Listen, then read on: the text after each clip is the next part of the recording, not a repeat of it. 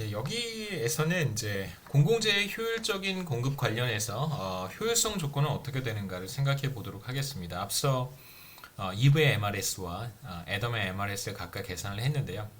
이브와 애덤이 지불하는 금액의 차이가 있기 때문에 지불용이 금액에 따라서 지불한다고 이야기를 했고, 예, 죄송합니다. 지불용이 금액에 따라서 지불한다고 이야기를 했고, 두 사람의 이제 MRS가 달라진다는 것까지 확인을 했는데요. 이브의 MRS는 2, 그 다음에 애덤의 MRS는 4와 같습니다. 그래서 각각 그 자신이 지불하는 사과의 가격, 자신이 지불하는 폭죽의 가격 비율에 이제 의해서 결정이 될 텐데요. 우선 여기에서 PRA는 이제 이브가 지불하는 폭죽의 가격이 $2이기 때문에 이렇게 표시를 했습니다. 여기 이제 이브에 2를 포함을 시켰어요. 왜냐하면 애덤이 지불하는 라킷의 가격과 다르기 때문에 그런 것이죠.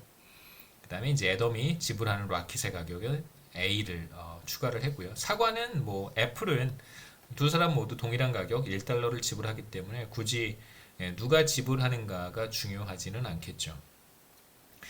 이제 MRS의 차이가 분명히 나타납니다. 그렇기 때문에 프라빗굿에서 우리가 얘기했던 시장 가격을 중심으로 애덤의 MRS와 이브의 MRS가 같아지는 현상은 나타나지 않습니다.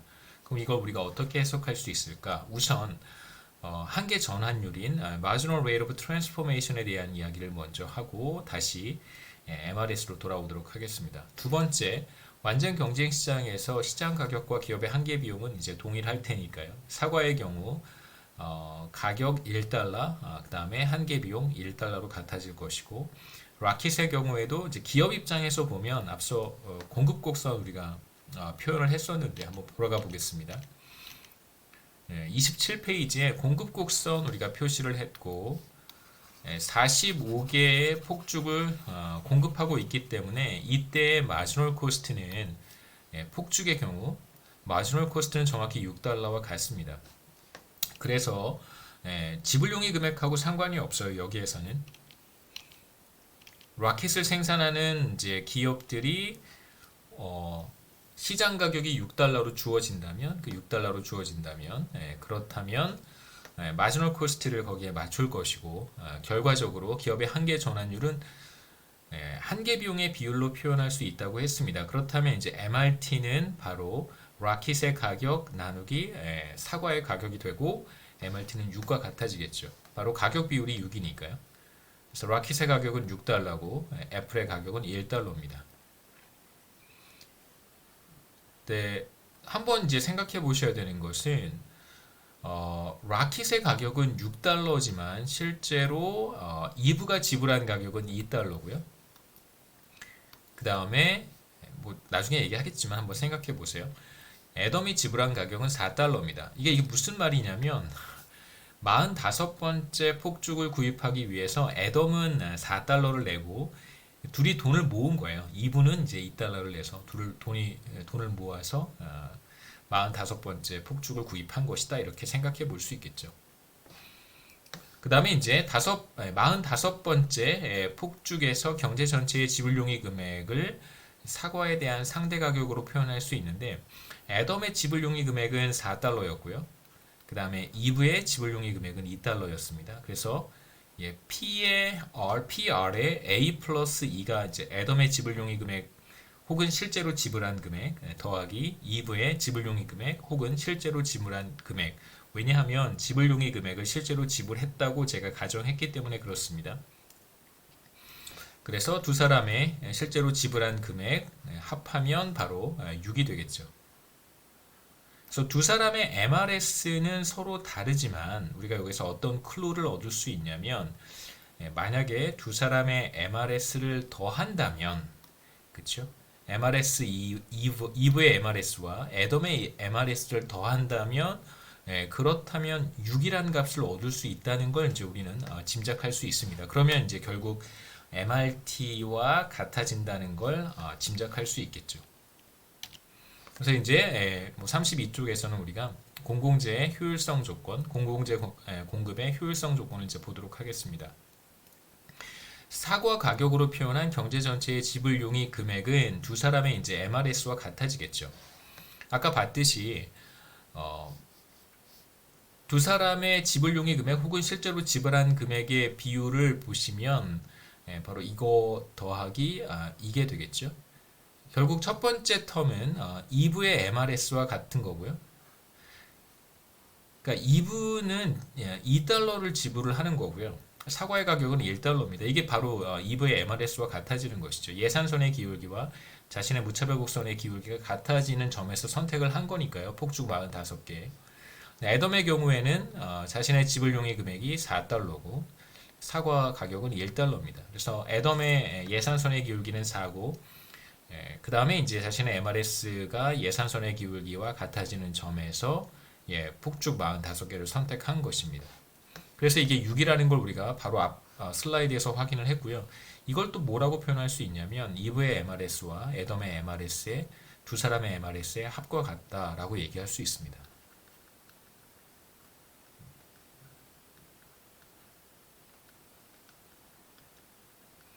그 다음에 이제 앞서 봤듯이 MRT는 6의 값을 갖는 것이죠. MRT는 바로 가격 비율과 같습니다.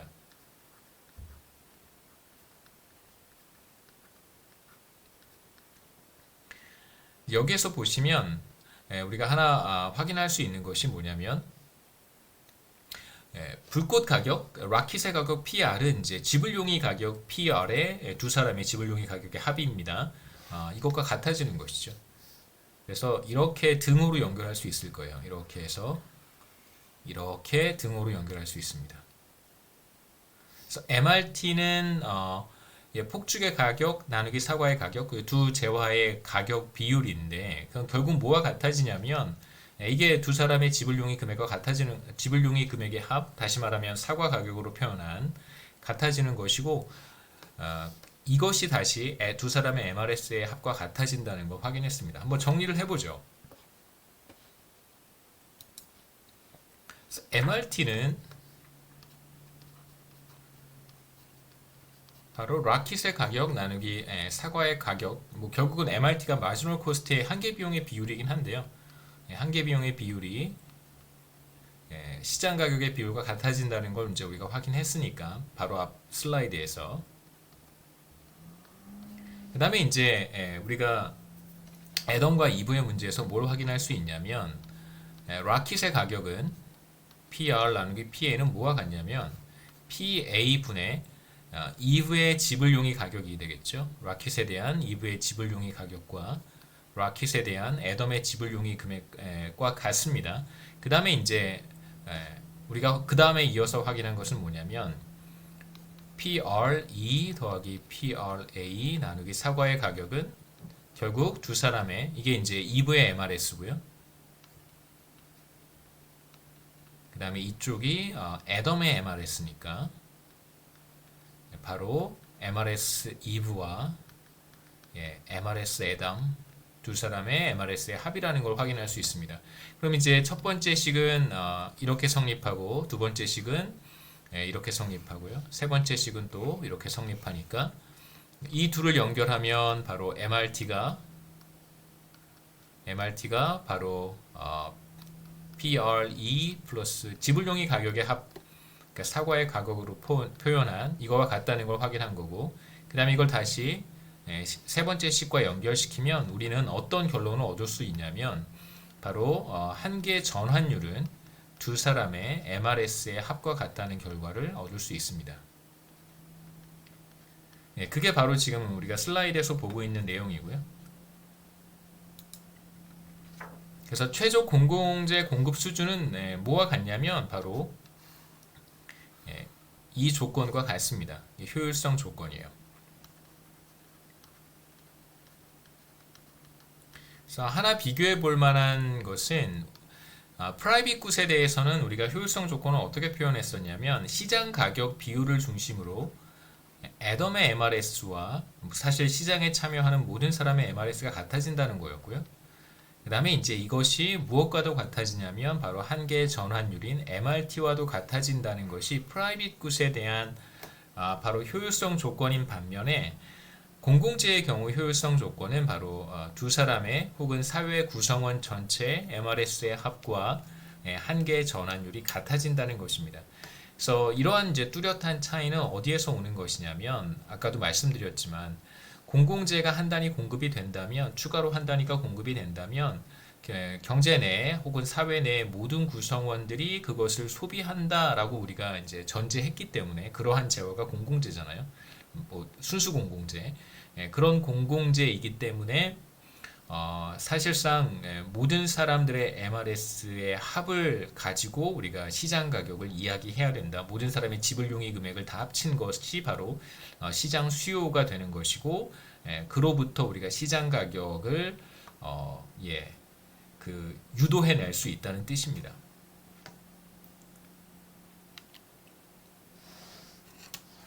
그 다음에 그 두 번째 섹션으로 우리가 얘기해야 되는 내용은 그렇다면 왜 공공재의 경우 효율성 달성이 어려울까? 그러니까 효율적인 공급이 사실 어려운 것이 일반적입니다. 왜 공공재는 지나치게 과소 공급되는 경향이 있을까? 대체로 공공재의 경우에는 뭐 반드시 그런 것은 아닙니다만 대체로 충분히 공급되지 못하는 문제가 있어요. 또 효율적인 수준까지 충분히 공급된다는 표현은 좀 애매하니까요. 효율적인 수준까지 공급되지 못하는 그런 문제가 있습니다. 다시 말하면 이 조건이 성립하지 않는다는 거죠.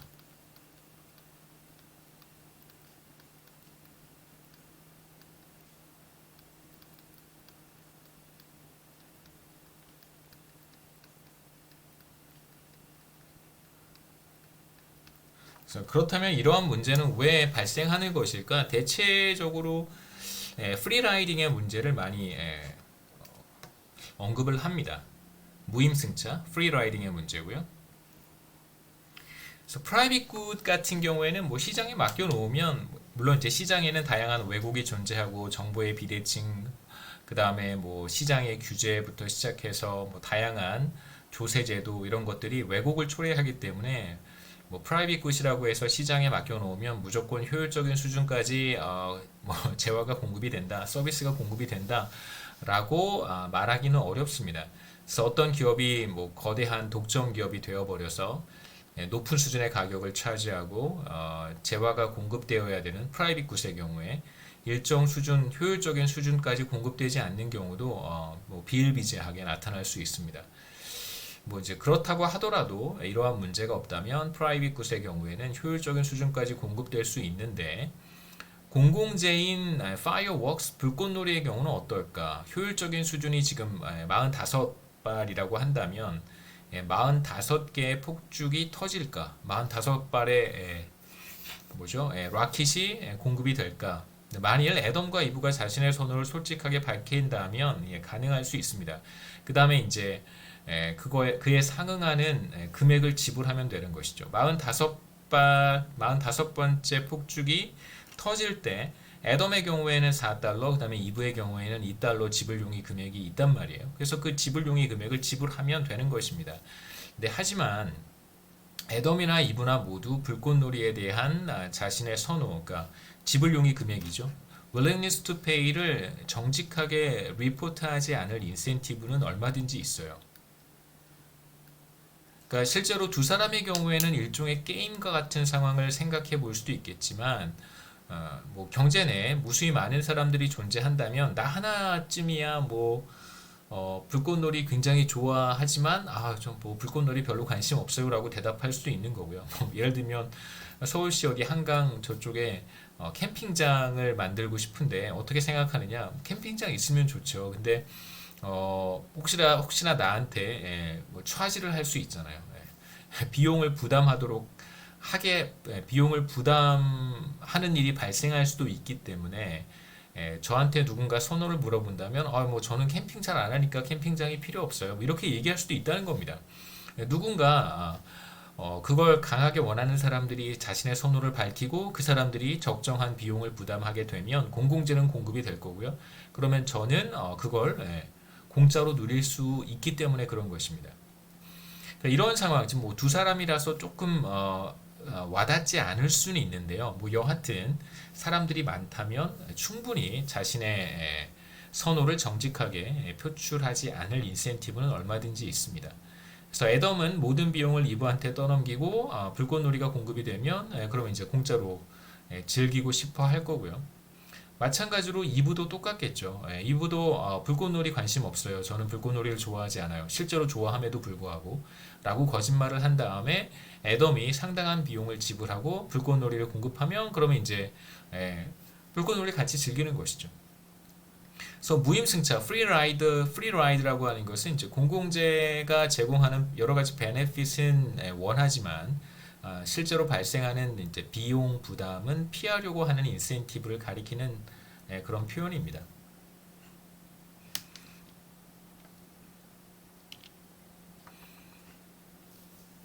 그래서 몇 가지 우리가 생각해 볼 만한 이슈들이 있는데 제가 한 두 가지 이야기하고 그다음에 뭐 경제학에 요즘 뭐 실험 연구 이런 게 굉장히 유행했었어요. 지난 20년 동안 뭐 실험 연구 같은 것들이 꽤 많이 있습니다. 그래서 공공재의 경우에도 실험 연구가 좀 있는데 우리 교과서에서 소개한 한 가지 실험 연구를 제가 여러분들께도 소개하도록 하겠습니다.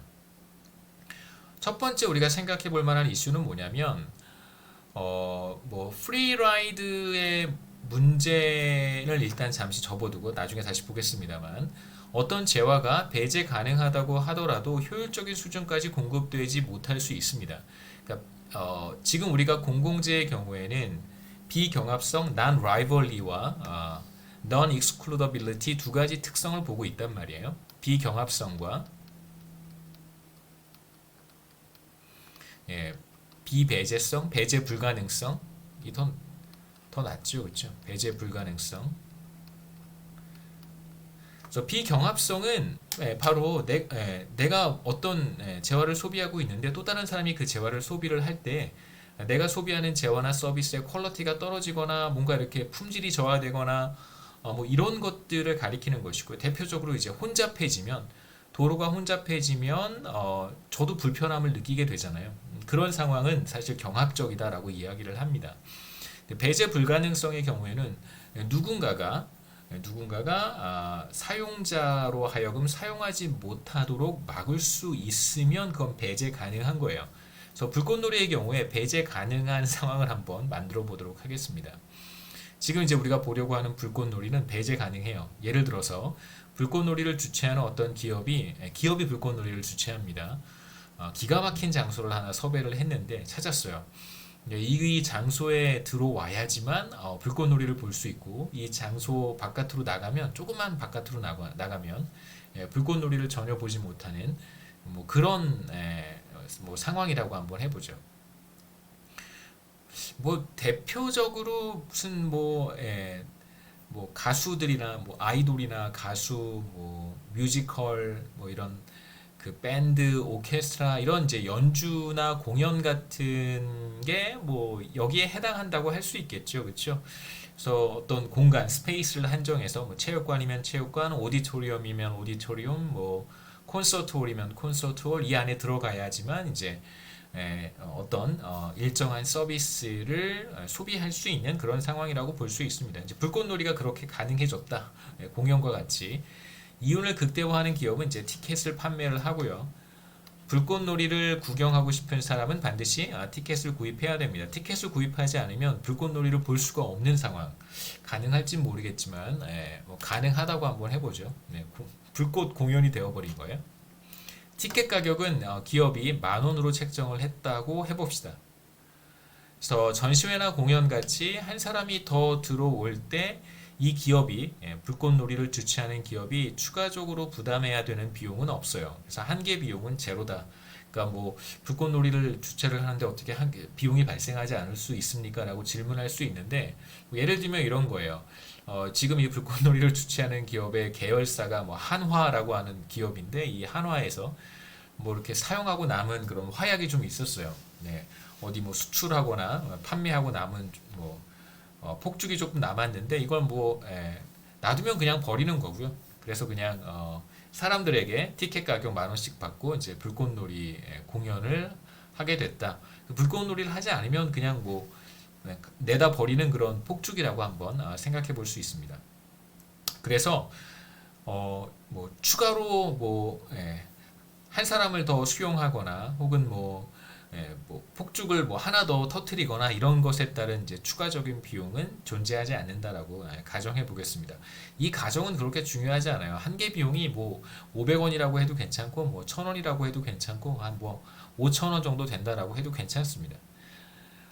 그 다음에 이제 전시회나 공연 같이 장소가 협소하지만 않다면 이제 불꽃놀이는 어느 정도 비경합적이라고 볼 수 있어요.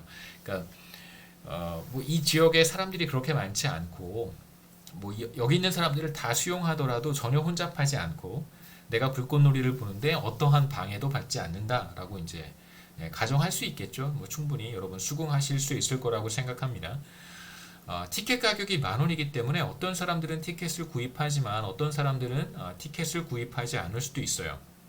어떤 사람들이 티켓을 구입하냐면 불꽃놀이로부터 얻는 주관적인 가치가 자신이 지불하는 금액이 10,000원보다 큰 사람들은 이 티켓을 구입하겠죠.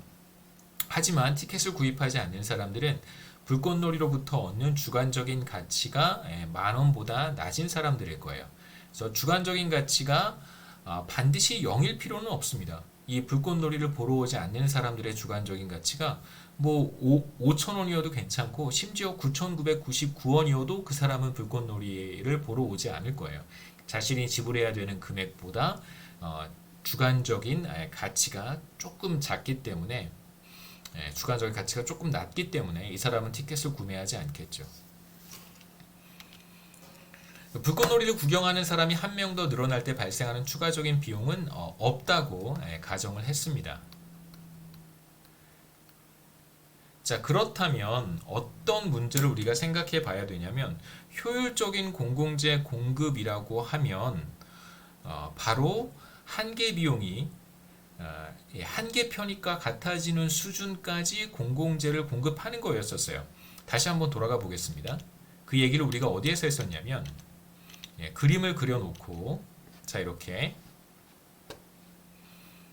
45번째 폭죽에서 추가적인 비용과 추가적인 편익이 같아진다고 했어요. 그래서 우리가 그 얘기를 여기에서 했었습니다. 그래서 45번째 폭죽을 발사할 때 27페이지에서요.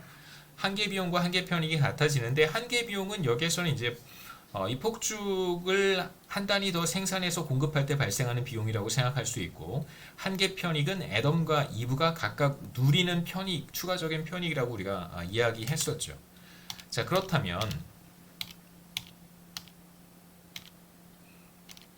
여기에서는 우리가 한계 비용을 제로라고 가정을 한 다음에 이 불꽃놀이라고 하는 서비스를 제공하는 주체는 정부가 아니라 기업입니다.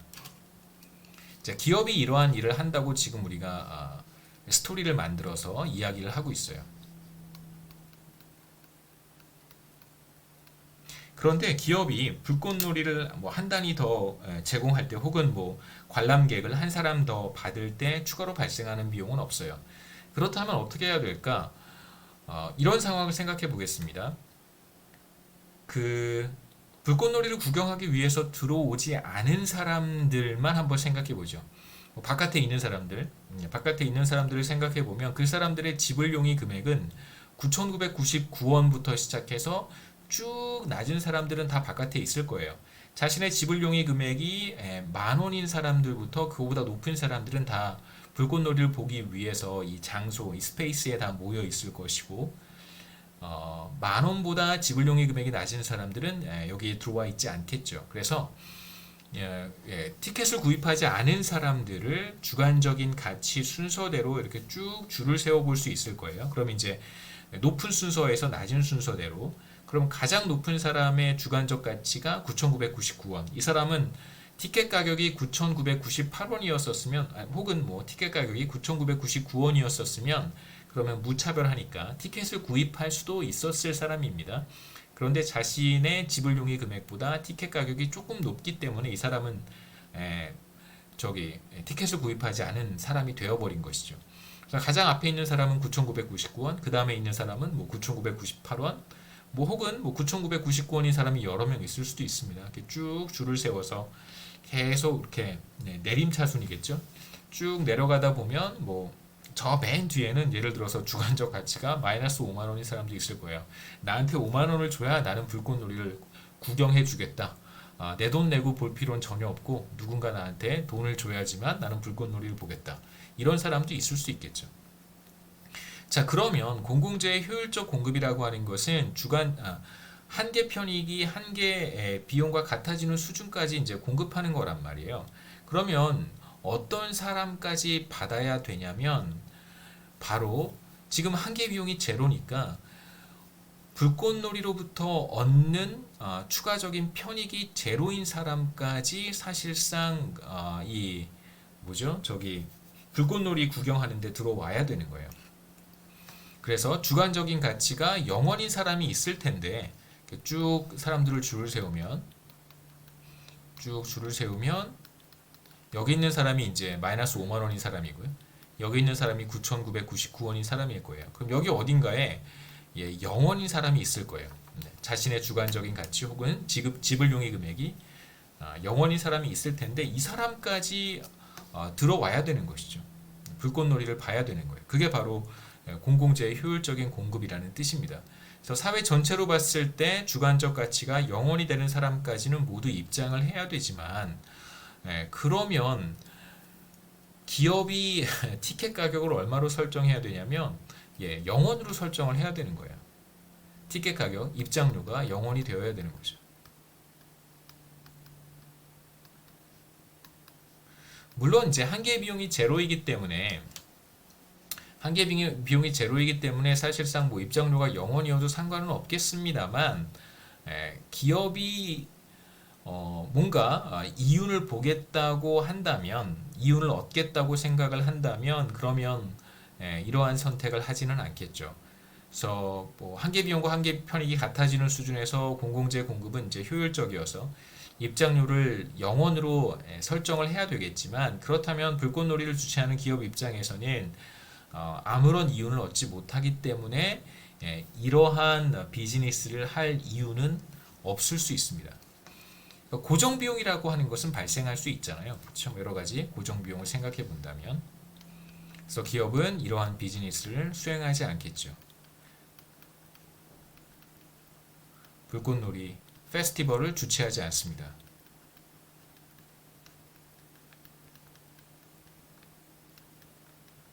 그러니까 가격을 0원으로 설정을 해야 된다면 그러니까 0원으로 설정해서 지불용의 금액이 0원인 사람까지 다 입장해야 되는데 실제로 그렇게 하지는 않겠죠.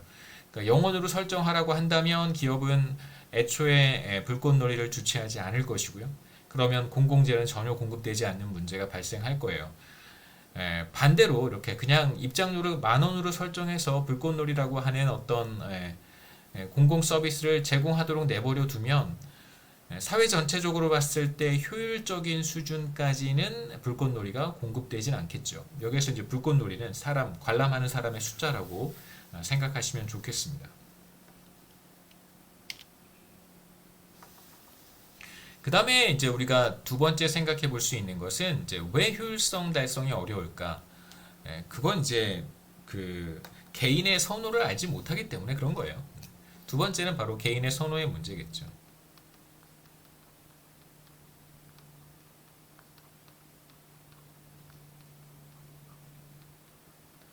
뭐 제가 사회 현상에 대한 이야기를 자꾸 하다 보면 너무 비판적인 그 논조를 좀 띠는 것 같아서 가급적 그냥 이제 부드럽게 뭐 적용할 만한 사례를 말씀을 드리고 넘어가는 게 좋겠다는 생각은 늘 하고 있는데요.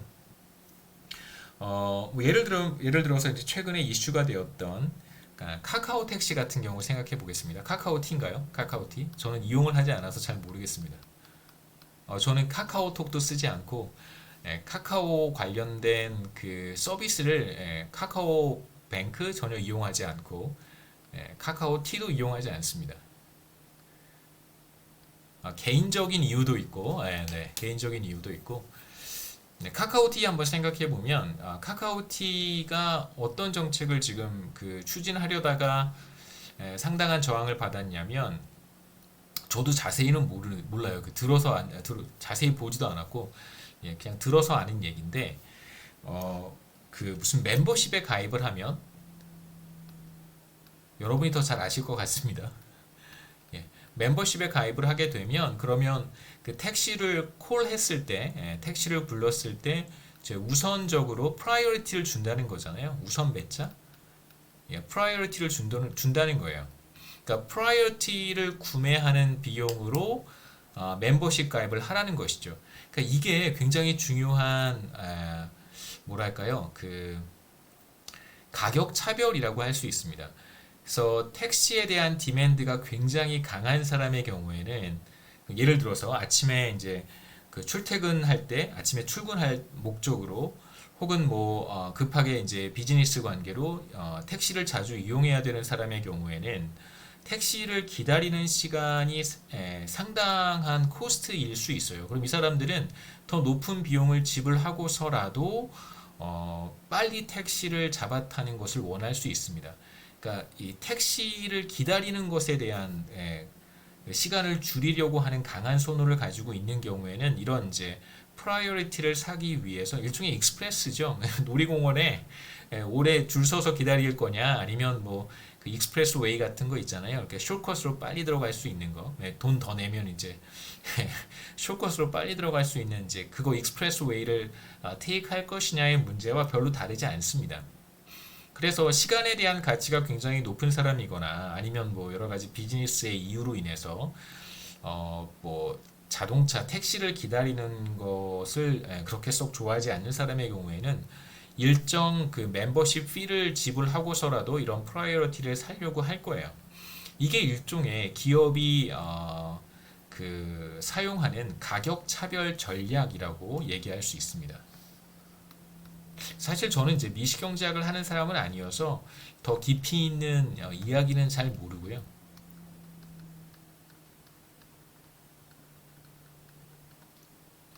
그래서 한번 보시죠. 기업이 모든 사람들의 선호를 다 알고 있다면 어떻게 할까? 만약에 카카오티에서 뭐 알 수 있지 않을까요? 여러분 제가 그래서 카카오를 잘 쓰지 않는 건데요. IT 기업들은 여러분이 이제 지금도 카카오를 쓰고 계실 텐데 카카오톡이나 카카오와 관련된 어플리케이션 다양한 서비스들을 이용하고 있을 텐데 그러면 이제 여러분의 그 데이터가 다 카카오에 들어가는 거예요. 여러분의 뭐 소비 패턴부터 시작해서 뭐 카카오톡 이용한 시간, 그 다음에 뭐 등등등 관련된 모든 정보들이 카카오 손에 들어갑니다. 그러면 이제 여러분의 어떤 성향이라든가 뭐 정확히 여러분이 누군지에 대한 정보를 들여다보진 않겠지만 그럴 수도 있겠죠, 그렇죠? 자세히는 들여다보진 않겠지만 여러분의 어떤 그 성향이라든가 선호 뭐 이런 것들을 다 그룹핑해서 어떤 그 카테고라이즈 하는 것이죠. 그래서 어떤 카테고리에 들어가는 소비자들이다라고 그렇게 이제 그 여러분에 대한 정보를 이용할 수 있습니다.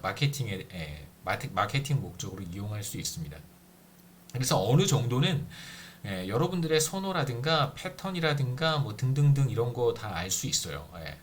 분석해 보면 데이터 분석하면 다 나옵니다. 그래서 기업은 모든 사람들의 수요 곡선을 정확히 알고 있다고 한번 가정해 보죠. 현실적으로는 불가능하지만 그래도 어느 정도 유추해 볼 수 있습니다. 제가 이거 뭐 여담인데요. 제가 어느 날 제가 그 구글을 되게 오랫동안 썼어요. 2000년부터 시작해서 1990년대 말인가 거의 한 20년 전 훨씬 더 됐죠. 20년 전 이상부터 이제 구글을 사용을 했고 웹 브라우저를 이렇게 딱 열면 바로 이제 구글부터 시작하도록 늘 그렇게 써왔는데 어느 순간 몇 년 전 꽤 됐어요. 몇 년 전인가 어느 순간 이제 제가 어디 외국에 비행기 표를 예약을 했는데 그럼 이제 저 지메일도 꽤 오래 썼습니다. 지메일로 이제 그 이티켓이 날라온단 말이에요. 그러면 구글이 기가 막히게 그걸 읽어가지고요. 제 이제 안드로이드 그때 삼성 안드로이드 폰을 사용하고 있었는데 갤럭시를 사용하고 있었는데 거기에 이렇게 팝업을 띄워주는 거예요. 다 이제 뭐 싱크로나이즈해서 사용을 하니까 팝업으로 내일 몇 월 며칠 내일이죠. 내일 이제 몇 시 인천공항에서 뭐 어디로 가는 비행기를 이제 타야 된다라고 이렇게 팝업 메시지가 딱 뜨는 거예요. 순간 너무 놀래가지고 구글이 이제 그런 서비스를 사실 하고 있는 거예요. 거꾸로 생각해 보면 저에 대한 스케줄을 이미 다 읽고 그 데이터를 구글에서 이제 뭐 나름 빼돌리지는 않겠죠. 개인 정보니까. 근데 이제 자신의 비즈니스에 제 개인 정보를 사용할 수 있구나. 구글이 나의 그 일거수일투족을 다 들여다보고 있구나. 그리고 뭐 어디 여행 갔던 거 다 그 스팟도 다 이제 지도에 찍히잖아요. 세계 지도에 제가 어디 스팟 갔다 왔는지 다 찍히고 이런 것들을 구글이 들여다본다는 생각을 하니까 그 순간 너무 기분이 안 좋아서 그때 이제 구글 다 이제 끊어버리고 이제 싱크로 다 끊어버리고요. 지금은 이제 Gmail도 잘 사용하지 않습니다.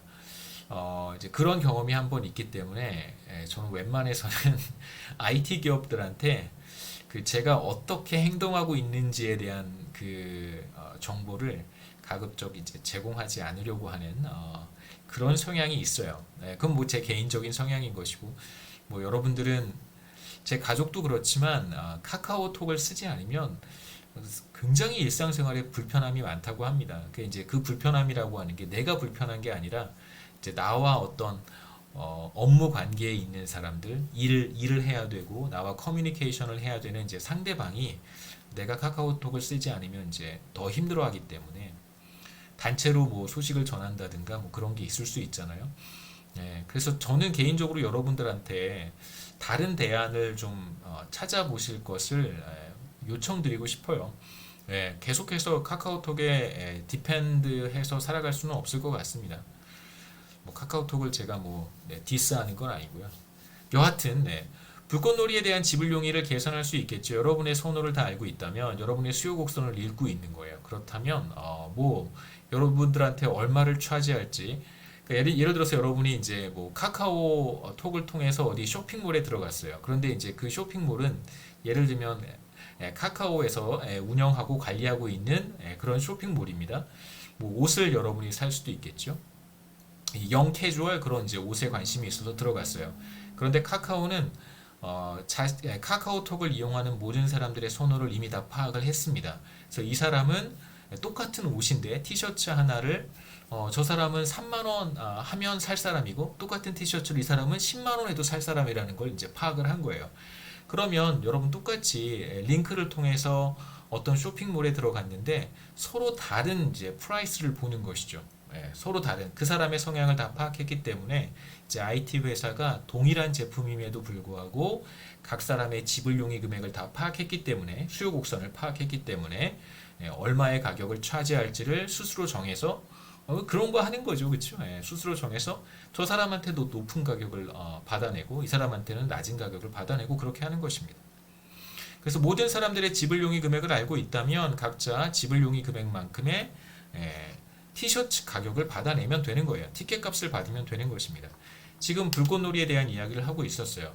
지불 용의 금액이 9,999원인 사람은 뭐 들어가질 않겠죠. 그럼 그 사람한테는 9,999원만 받는 거고요.